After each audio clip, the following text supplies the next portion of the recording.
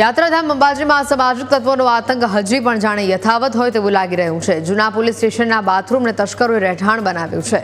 ધર્મશાળા પર ચઢવા જતા બાળ તસ્કરને મહિલાએ જોઈ જતા બૂમાબૂમ કરી। બાળ તસ્કરોએ મહિલાને ધમકી આપતા પોલીસને જાણ કરવામાં આવી છે। પોલીસે સ્થળ પરથી ચોરી કરવાના સાધનો કબજે કર્યા છે, જેમાં 3 તલવાર, 1 હથોડી સહિતના હથિયારનો પોલીસે કબજો મેળવ્યો છે।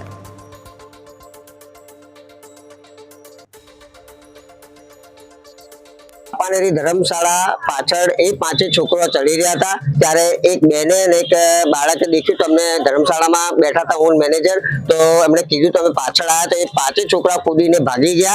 त्यार पछी अमे स्थळ उपर मुलाकात ए छोकरा भाग्या पछी स्थळ उपर अमे जोयुं तो स्थळ उपर 4 तलवार, 1 हथौड़ी, 1 कैची अने 2 चक्कू આવી રીતે મુદ્દામાલ મળ્યો। ત્યાં ઉપરથી સંતાયેલો અને ઘણો ખરો કરિયાણાનો સામાન પણ મળ્યો, જે 2 દિવસ પહેલા ચોરી થઈ હતી કરિયાણા દુકાનમાં। એ જ સામાન મને એવી શંકા સેવાઈ રીતે સામાન ત્યાંનો જ હશે।